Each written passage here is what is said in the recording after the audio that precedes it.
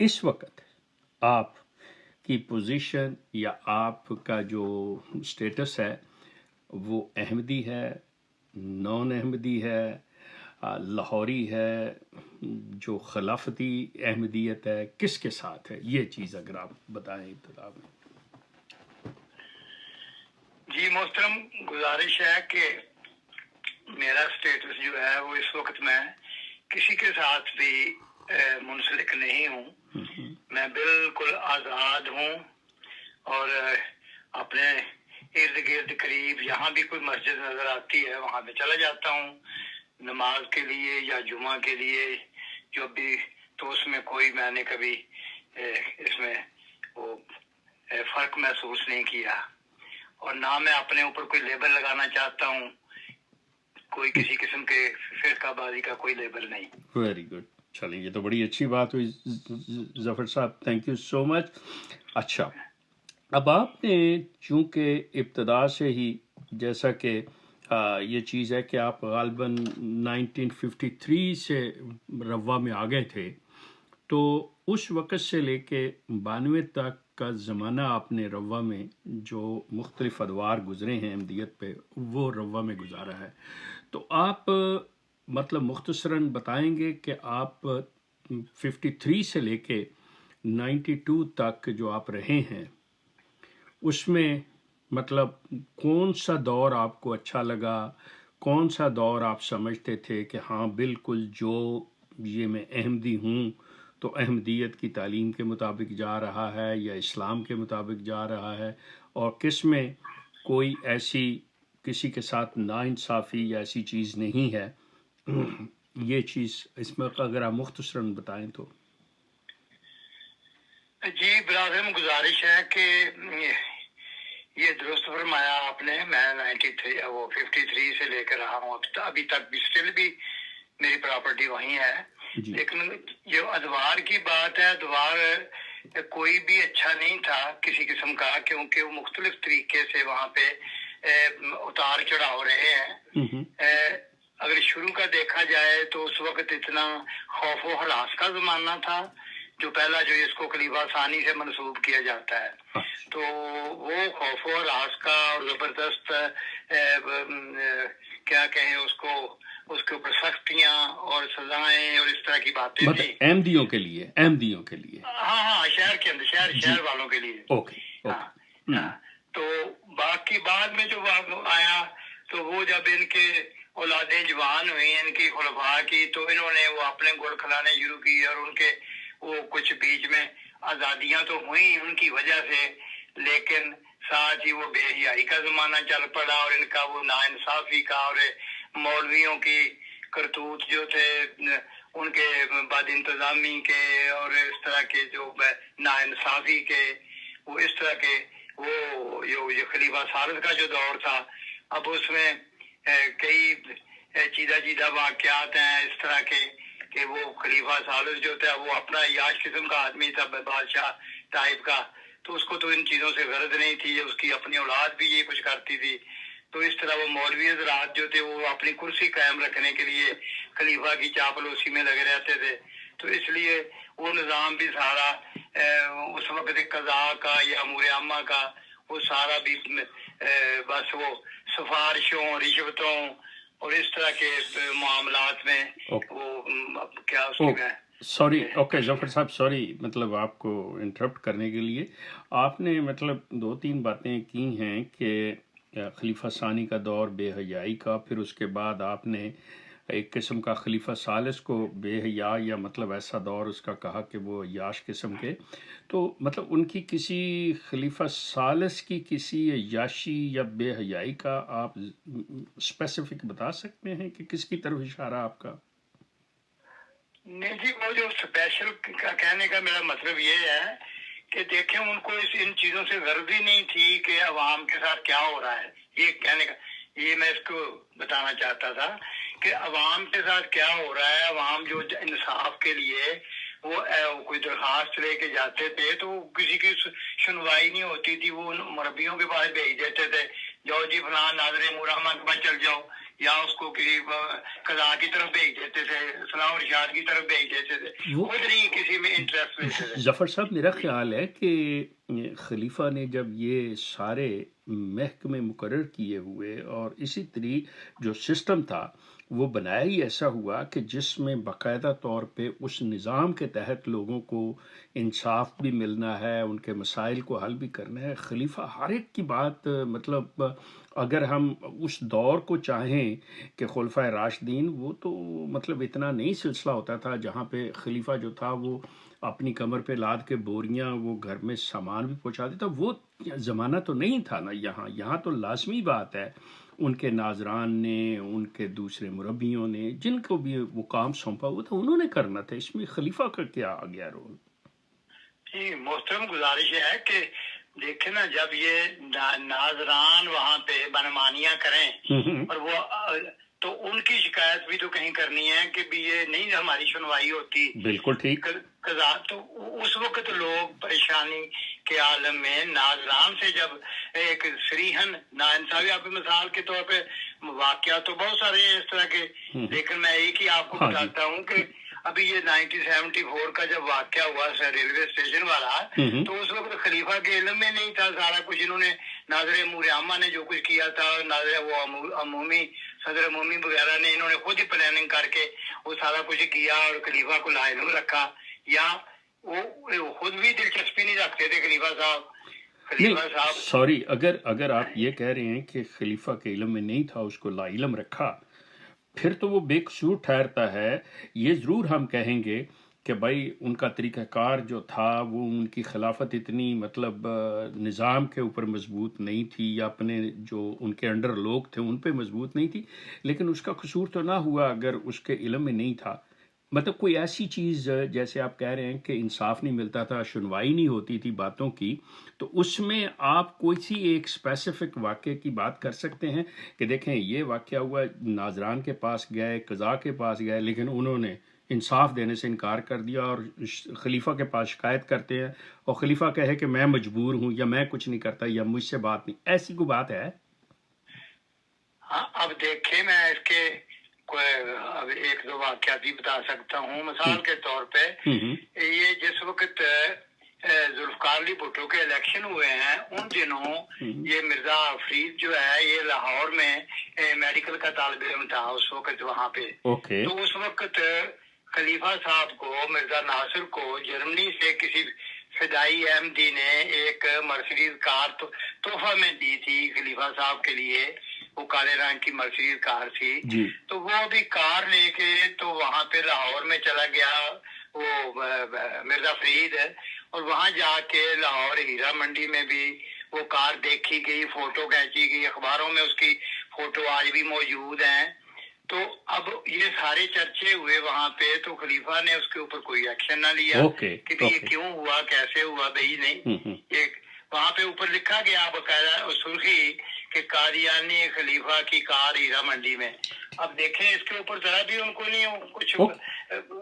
بڑی اچھی بات، بالکل ٹھیک. اسی طرح کا چلیے میں آپ کو تھوڑا سا اس کا دے دیتا ہوں کہ جیسا مطلب ہم نے بھی سنا اور اس وقت کی بات ہے، ان کے دور کی بات ہے کہ ان کے داماد جو مرزا غلام احمد صاحب کی سب سے چھوٹی بیٹی امت الحفیظ کا بیٹا، اور ان کا داماد تھا پاشا شکری بیگم جو ان کی بیٹی تھی خلیفہ ثالث کی، اس کا خامند. اس نے اپنے بچوں کی گورننس کے ساتھ تعلقات بنا لیے اور یہ وہ کر لیا. اس واقعے کے اوپر مطلب جو کہ ہم نے اس دور میں سنا، کہ یہ صحیح ہے کہ خلیفہ صاحب نے کوئی ایکشن نہیں اس کے خلاف لیا تھا؟ جی بالکل درست بات ہے. میاں پاشا کے ساتھ بی بی شکری کا ساری عمر جھگڑا چلتا رہا، تو وہ کوئی فیصلہ نہ ہوا. ان کے دور کی بات ہے، مرزا ناصر کے دور کی بات ہے. ہم ادھر ہی تھے، سارا کچھ اس کے کہانیاں سنتے تھے کہ یہ کچھ ہو رہا ہے. بلکہ وہ بی بی شکری کے 2 بیٹے بھی پیدا ہوئے، اور وہ بیٹے جو تھے وہ اب ایک عجیب سی بات لگے گی کہ ان بیٹوں کی شکل بالکل پاشا سے نہیں ملتی. آج بھی آپ دیکھ لیں اس کے پاشا کے ساتھ، اور اس کا یہی جھگڑا تھا پاشا کا کہ یہ میرے بیٹے نہیں ہیں. تو اس کا مطلب آپ کہنے کا مطلب آپ کا یہ ہے کہ شکری جو امت شکور خلیفہ ثالث کی بیٹی تھی اس کے تعلق اس کے خامد کے ہی نہیں بلکہ اس کے اپنے بھی تعلقات کسی غیر مرد کے ساتھ تھے. دونوں کا ہی معاملہ تھا الگ الگ. کہ وہ جو تھا پاشا کا تعلقات ایک وہ لڑکی تھی چنیوٹ کے ایک درزی کی تھی, وہ اس کے ساتھ تھے وہ لڑکی. ان سے وہ بی بی شکری نے گھر میں یہ گارمنٹس کا کام شروع کیا ہوا تھا, یہ کپڑے وغیرہ بنا کے باہر ایکسپورٹ کیا کرتی تھی. تو اس نے اپنے گھر میں مشینیں رکھی ہوئی تھیں اور ربوہ کی کچھ لڑکیوں کو بلاتی تھی کہ وہاں پہ وہ سلائی کا کام کریں تو ہم اس کو ایکسپورٹ کریں گے. تو وہ یہ کام کیا کرتی تھی. تو وہ لڑکی چنیوٹ سے آیا کرتی تھی, ایک درزی کی بیٹی تھی. تو اس کے ساتھ اس کو ایک دو دفعہ اس کو رائڈ دینی پڑی پاشا کو. پاشا اس کو چھوڑنے گیا چنیوٹ کے, وہ ٹائم زیادہ ہو گیا تھا تو اس کو خود ہی آفر کی کہ بس میں جانا مشکل ہے, میں تمہیں وہاں پہ ڈراپ اپ کراتا ہوں. تو وہ کل ایک دو دفعہ ایسا واقعات ہوئے جس کی بنا پہ پھر تعلقات آگے بڑھتے گئے. تو بات آگے خیر لمبی ہو گئی. تو یہ دونوں کے تعلقات الگ الگ تھے. شکری کے تعلقات الگ تھے, شکری کی کہانی بھی الگ ہے اس کی بھی, کہ دونوں کے تعلقات تھے ایک دوسرے کے ساتھ, مقصد پاشے کے الگ اور اس کے الگ. جی ٹھیک ہو گیا. مقصد یہ ہے کہ خلیفہ صاحب کے علم میں یہ بات تھی اور خلیفہ صاحب نے اس کے اوپر کوئی قدم نہیں اٹھایا, کوئی ایکشن نہیں لیا. آپ کا کہنے کا یہ مطلب ہے؟ جی. اور اس کے علاوہ جو مرزا لقمان کا قصہ بھی اگر آپ کے علم ہو کہ وہ شاہدہ درانی ایک لڑکی ہے یہاں امریکہ میں, وہ امام رفیق کی بانجی ان کی, جی شاید بانجی ہے میرا خیال. جی ہاں بانجی, تو کلوز رشتہ ہے بہرحال. اچھا, امام بشیر رفیق جو لندن میں تھے اتنا عرصہ رہے ہیں, وہ اس کا عقاب ان کا خلیفہ صاحب کا ان کے اوپر بھی آیا تھا اور ان کو یہاں سے بغیر وجہ کے اسی قصے میں ٹرانسفر کر کے ربوہ بلا لیا گیا تھا. اور ربوہ میں وہ ان کو جا کے ان کو وہ کیا کہتے ہیں او ایس ڈی بنا دیا گیا تھا. لیکن وہ تو سوری ظفر صاحب, سوری وہ تو باقاعدہ شاہدہ جو تھی وہ تو بیوی تھی لقمان کی, اس نے تو شادی کی تھی اس کے ساتھ. جی وہ شاہدہ کا جو باپ تھا وہ آیا تھا مرزا ناصر کے پاس اور اس مرزا ناصر سے انہوں نے یہ بات کی تھی شادی سے پہلے. شادی تو ہوئی نہیں تھی, خیر شادی نہیں ہوئی تھی, شادی سے پہلے ہی وہ پریگننٹ ہو گئی تھی. تو اس نے بات کی تھی کہ یہ معاملہ ہو گیا تو بہتر ہے شادی کر دی جائے. تو مرزا ناصر نے کہا تھا کہ نہیں یہ ایسا کریں, ہم فیملی سے باہر شادی نہیں کرتے, ہمارا یہ رواج ہے. تو آپ ایسا کریں جو بچہ ہوا ہے بچے کو ہمارے سپورٹ کر دیں, میں اس کی بہتر تربیت کروں گا. تو اس نے یہ جواب دیا تھا کہ جی اسی طرح تربیت کریں گے جس طرح آپ نے لقمان کی ہے. تو پھر اس کے بعد ان کی تکار بھی ہوئی تھوڑی سی گرما گرمی, تو وہ پھر چھوڑ کے چلا گیا. وہ امریکہ میں فیملی مقیم ہے, آپ کوئی شادی وغیرہ جو ہے لیگلی نہیں ہوئی. اچھا, آپ یہ کہنا چاہ رہے ہیں کہ لقمان کا وہ بیٹا جو شادہ سے پیدا ہوا جس کا نام رضوان ہے, رضوان خان, مطلب وہ بغیر نکاح کے پیدا ہوا؟ نکاح تو ہوا ہی نہیں. اچھا, ان کی شادی آپ کے بقول بالکل نہیں, کیونکہ وہ کہتے ہیں کہ وہ تو شادی ہوئی ہے. نو بالکل شادی نہیں ہوئی, بلکہ وہ اسی ان کی کافی تو میں ہوئی. اس کے بعد یہ واپس آ گئے ادھر, اور اس کے بعد امام بشیر رفیق پہ پریشر ڈالا گیا کہ جی آپ ان کو ہمارے ساتھ راضی کروائیں. تو اس نے اس بات سے معذرت کر دی کہ یہ ان کا گھر کا معاملہ ہے, تو میں تو نہیں اس میں کوئی میری ضرورت تو نہیں میری بات مانے, وہ تو میری بات نہیں سنتے. تو یہ جو آپ نے فرمایا شروع کے اندر, چلیے میں تھوڑا سا واپس لے کے چلتا ہوں آپ کو, کہ وہ 74 کا جو معاملہ ہوا, وہ ربوہ اسٹیشن کے اوپر جو لڑائی جھگڑا ہوا, اس میں آپ کیا سمجھتے ہیں کہ وہ آپ کے غالباً ہم نام ہی تھے اس وقت کے اسٹیشن ماسٹر مرزا عبدالسمیع صاحب غالباً, جی, تو کیا ان کا رول کہ بھئی وہ جانتے بوجھتے انہوں نے یہ سارا کیا, یا مطلب جو ٹرین گاڑی رکی رہی وہ صرف اس جھگڑے کی وجہ سے یا انہوں نے خود مطلب اس کو روکے رکھا ہوا تھا؟ یہ انہوں نے ساتھ دیا تھا پورا پورا، وہ بڑے جانسار تھے جماعت احمدیہ کے، تو انہوں نے باقاعدہ پلاننگ تھی، اس میں سارے شامل تھے۔ صدر اس وقت جو تھا یہ عمومی جو تھا وہ تھا اپنا چودھری بشیر احمد، چودھری بشیر احمد تھا صدر عمومی۔ وہ اس کا نام، اس کا خاص پہچان ہے کہ چودھری بشیر احمد پھلیری اس کو کہتے تھے۔ اچھا، پھلیری اس لیے کہتے تھے کہ ان کے ہاتھوں کے اوپر سفید چٹاک کے نشان تھے، ہاتھوں کے اوپر، وہ جو بیماری ایک ہوتی ہے اس کو کہتے ہیں، اسکن تو کی، اس لیے ان کا نام بشیر احمد پھلیری کہا جاتا تھا ان کو۔ ٹھیک ہے، اور انہوں نے یہ سارا کام جو تھی پلاننگ کی تھی، اور مرزا عبدالسمیع صاحب کو انہوں نے، وہ تو ان کے تابع دار تھے، اور انہوں نے اس کو گاڑی کو رکوایا تھا باقاعدہ۔ ظفر صاحب آپ اس وقت روا میں تھے؟ ہاں میں روا میں تھا۔ آپ کی عمر کیا تھی اس وقت؟ میری عمر آپ گن لیں بھی نہیں، اس وقت مطلب اندازن آپ خدام میں تھے، انصار میں تھے، چلیں یہ بتا دیں۔ ابھی میں کیا اس کو گن کے بتاؤں کہ میری، نہیں آپ اس وقت خادم تھے کہ انصار تھے؟ میں 1974 میں میرا خیال ہے خدام میں ہی ہوں گا میں، کیونکہ بس اس کو کیلکولیٹ تو نہیں کرنا۔ نہیں ٹھیک ہے دیٹس فائن۔ اچھا آپ تھے تو آپ بھی ان میں شامل تھے جو جن لوگوں نے ٹرین پہ حملہ کیا تھا؟ نہیں ہم تو گھر سے نکلے نہیں۔ اچھا، مطلب آپ روا میں تھے لیکن آپ اپنے گھر میں تھے، آپ اس بلوے میں شامل نہیں ہوئے؟ نہیں، ہم گھر سے نہیں نکلے۔ آپ کو صرف اطلاع ملی ہیں کہ یہ چیزیں ایسے ہوئی ہیں؟ جی۔ کس سے آپ کو پتا چلا کہ اسٹیشن پہ یہ جھگڑا ہو گیا؟ یہ ایک تو شور شرابہ ہوا ہے وہاں پہ محلے میں، ایک تو بات یہ ہے۔ آپ کا محلہ کتنی دور تھا اسٹیشن سے؟ میرا گھر اسٹیشن سے بالکل قریب ہے۔ اچھا، مطلب شور شرابے کی وجہ سے پتہ چلا۔ اوکے۔ اور بعد میں کسی آپ نے مطلب جن کو چوٹیں ووٹیں لگی ہوں یا جو شامل ہوئے ہوں ان خادموں نے، انصار نے آپ سے بات کی ہو؟ ہاں بہت سے ہیں، ان میں سے مثلاً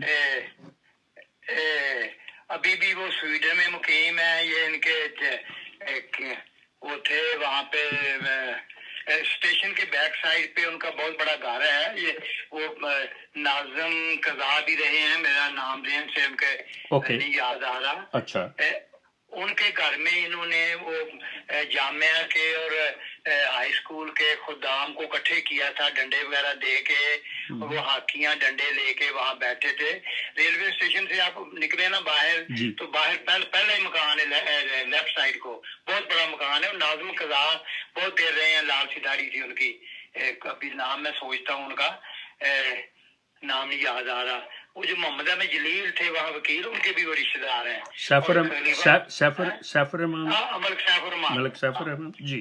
ہاں وہی، اور ان کی رشتے داری ان کے ساتھ خلیفہ صباح الدین بھی ہیں، اور وہ رشتے دار ہیں سارے یہ آپس میں۔ آپ کا کہنے کا مقصد یہ ہے کہ یہ سارا کچھ پلاننگ کے ساتھ انہوں نے مار کٹائی کی، زیادتی کی، ساری پلاننگ کے ساتھ یہ بات ہوئی؟ ہاں کوئی شک نہیں اس میں۔ اسٹوڈنٹس نے، وہ طلباء نے مطلب کوئی ایسے نعرے وارے نہیں لگائے تھے جاتے ہوئے؟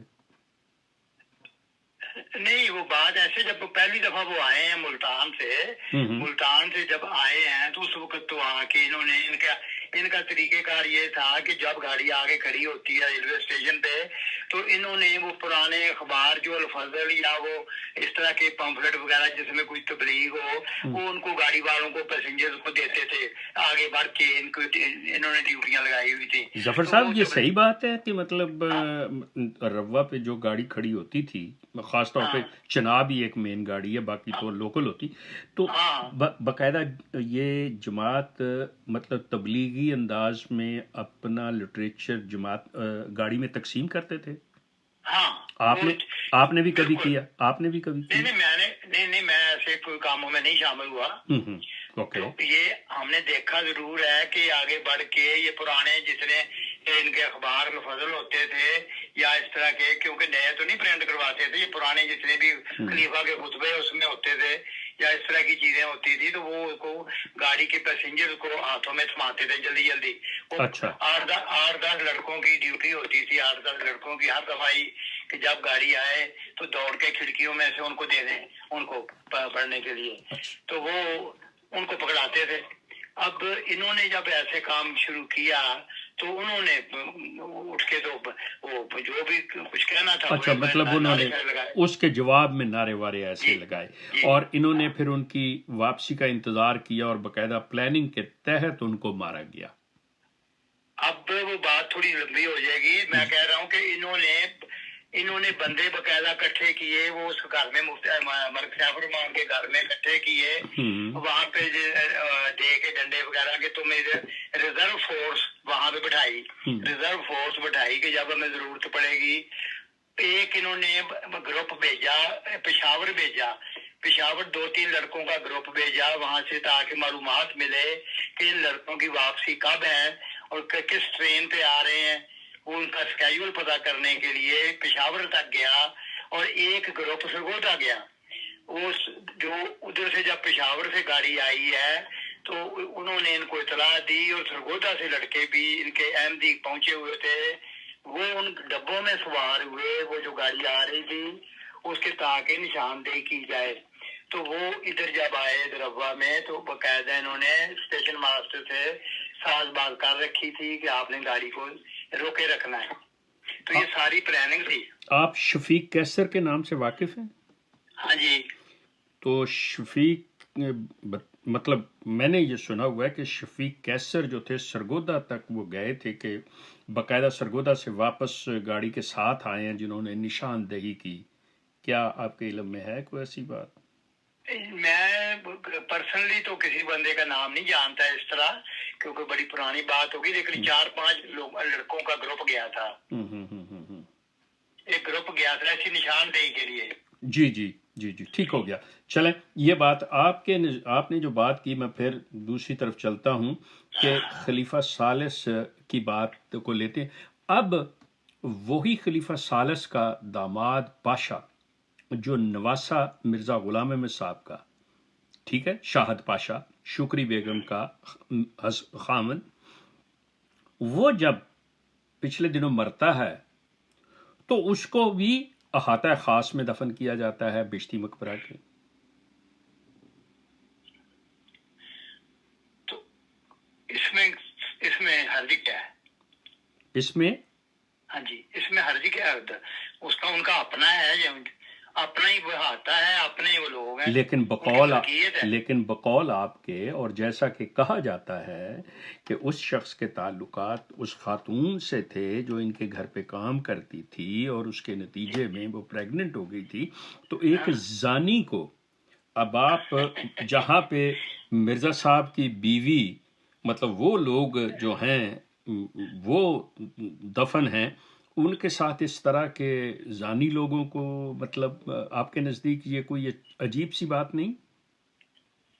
نہیں عجیب اس لیے نہیں کہ خلیفہ ثانی کے پہلے اس سے اگر جائیں تو خلیفہ جو ان کے پاشا تو خیر بعد میں بچوں میں آئے گا، تو خلیفہ ثانی کی میں بات کرتا ہوں، اس کے کریکٹر کی کون گواہی دے گا؟ کیا ہے اس کو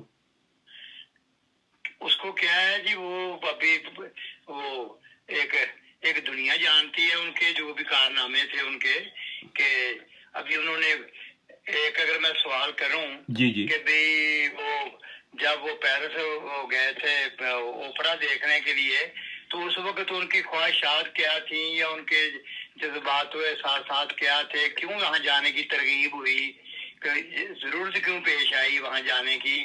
ظفر صاحب وہ تو اپنی جماعت کی تربیت کے لیے کہ وہ انسان یہ جان سکتا ہے کہ دنیا میں کیا فحاشی برائی پھیلی ہوئی ہے، کس سے وہ روکے، وہ کیا چیزیں ہیں. اگر وہ صرف اس چیز کو دیکھنے اور اپنی جماعت کی تربیت کرنے کی غرض سے گئے تو میرا نہیں خیال کہ کوئی وہ اتنی بڑی ہے. اگر وہ اس میں اپنی جنسی خواہشات پوری کرنے گئے ہوں تو ہم ان کو الزام دے سکتے ہیں، لیکن اگر وہ اس انداز سے گئے ہوں کہ اچھا میرے علم میں ہونا چاہیے کہ یہ کیا کچھ ہو رہا ہے، تو پھر تو کوئی ایسی بات مجھے نہیں نظر آتی۔ نہیں، درست ہے بات آپ کی، ٹھیک ہے، میں آپ سے متفق ہوں، لیکن بات میں یہ بھی سمجھنا چاہتا ہوں کہ بھی اگر اس طرح ہی علم حاصل ہوتا ہے، ہو سکتا ہے، تو پھر تو ہم اللہ کو بھی نہیں دیکھا ہوا، پھر اللہ کے پاس ہی پہلے جا کے تصدیق کرنی چاہیے ہمیں کہ اللہ کہاں ہے، تو اس کے بعد ہم یقین کریں کہ اللہ واقعی ہے۔ اسی طرح ہی ہم ابھی اس زمانے میں بیٹھے ہیں، نبی پاک صلی اللہ علیہ وسلم نہیں ہے، تو ہم ابھی نبی پاک صلی اللہ علیہ وسلم کو پہلے جا کے دیکھ کے آئیں، تو پھر لوگوں کو بتائیں کہ ہاں یہ تسلی کی بات ہے، تو اس پہ یقین کر لیں، یہ تربیت ابھی صحیح ہوگی۔ اب مس روفو کو لاہور سے لایا گیا، اٹیلین ڈانسر کو، تو وہاں قادیان میں رکھا گیا، قادیان میں، تو اس کے اغراض و مقاصد کیا تھے، وہ اس نے کیا وہاں پہ آ کے تربیتی کلاسیں منعقد کی تھی وہاں پہ۔ اس نے تو انگریزی اس کے خاندان کے خلیفہ صاحب کی بیگمات کو انگریزی پڑھانی تھی، وہ تو اس لیے آئی تھی۔ ہاں نہیں، ٹھیک ہے بات، وہ تو اس طرح کے تو ہمارے مربیان بھی افریقہ میں بہت سارے گئے ہیں ایک زمانے سے، جو ہم اس وقت ہائی اسکول میں تھے تو اس زمانے میں جایا کرتے تھے، تو ان کی بیویاں ادھر ہی، وہ شادی کے فوراً بعد ہی وہ بھیج دیا کرتے تھے ان کو، تو بیویاں ادھر رہیں ربوہ میں، تو وہاں افریقہ میں گئے، وہاں جا کے انہوں نے بے شمار اولادیں پیدا کی وہاں پہ، ان کے ثبوت تک موجود ہیں، ان کے ابھی آج تک خط آتے ہیں، ان کے وہ جو بچے وہاں پیدا ہوئے ہیں ناجائز، ان کے خط وہ دو ایک میں دکھا بھی دیتا ہوں، میرے پاس بھی ہیں وہ ثبوت۔ اچھا تو اب مسئلہ یہ ہے کہ یہ ان کو تو یہ کہہ دیتے ہیں نا کہ وہ زیر تبلیغ ہیں، تو مس روفو بھی زیر تبلیغ تھی، وہ بھی 9 مباحین میں تھی، اس لیے نہیں اس نے بیعت کی تھی، جو 9 مباحین کہہ رہے ہیں آپ نے، اس نے بیعت کی تھی خلیفہ ثانی؟ ابھی وہ تو اس کی تحقیق میں تھی۔ اچھا، تو مطلب مباحث نہیں ہوئی تھی نا ابھی؟ ہاں، قریب تھی۔ ہاں اچھا، آپ جو کہہ رہے ہیں آپ کے پاس ثبوت ہیں، جو خطوط آتے ہیں افریقہ وغیرہ سے آپ کے پاس ہیں، آپ مجھے بھیج سکتے، کیا وہ آپ مجھے بھیج سکتے ہیں؟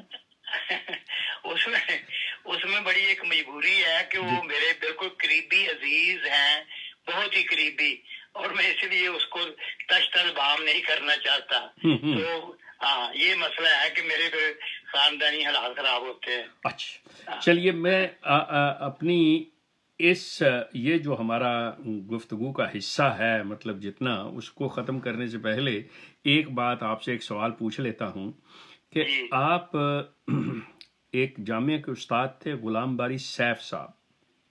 جی بہت ہی مشہور ہستی ہیں۔ کس حوالے سے، کس لحاظ سے مشہور ہستی ہیں؟